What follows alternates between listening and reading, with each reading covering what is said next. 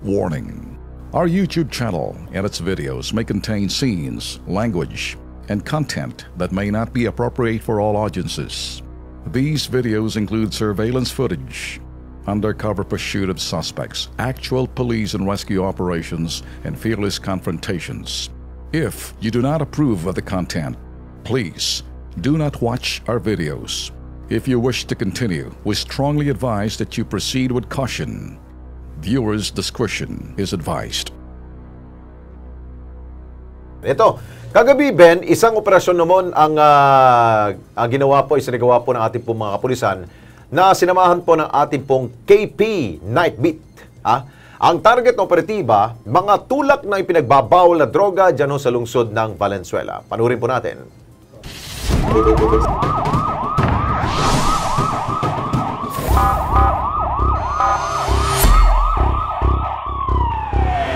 Hindi po sa akin yan, sir. Kanino yun? Hindi ko alam.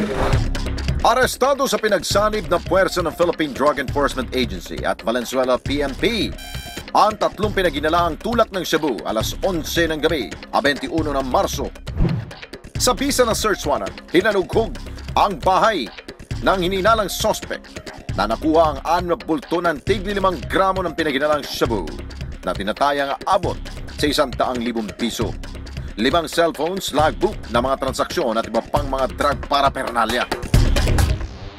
Ayon sa PDEA, nasa drug watch list ng ahensya at sakit sa ulo ng barangay Parada sa Valenzuela City ang mga suspect na sina Geraldo Kunzing alias Pango, Anacel Banzil at Josephine Cañete. Ang tatlo ang nagsusuplay umano ng Cebu sa buong area ng Caloocan, Malabon, Navotas at Valenzuela. Actually, itong trabahong to, karugtong to ng bypass nung last year na kung saan nahuli natin yung live-in partner ni Josephine dito sa Mindanao Avenue na kung saan nakapag-confiscate tayo ng 250 grams of shabu. Ang transaction nila ganito, pag dumating yung items dun sa bahay nila, itataryahin nila, tapos tatawagan na nila yung mga scorer nila, papi-pick up doon. Tapos yung iba naman, i-deliver ng mga delivery boy nila. Pero ang mga suspect todo tanggi. Aminado silang gumagamit ng illegal na droga pero hindi raw sila nagbebenta. Sir, kanino yung nakita? Ay, hindi ko alam. Hindi sa akin yan.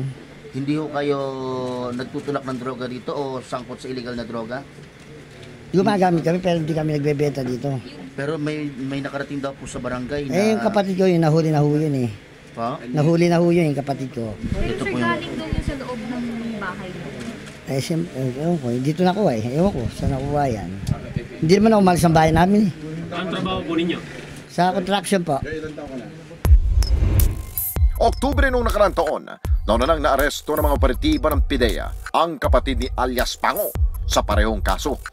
Enero nitong taon, nakumpirma ng otoridad, tuloy pa rin ang iligal niyang negosyo kahit nakakulong na ito sa Muntinlupa. Naharap ang tatlo sa kasong paglabag sa RA 9165 o ang Comprehensive Dangerous Drugs Act of 2002.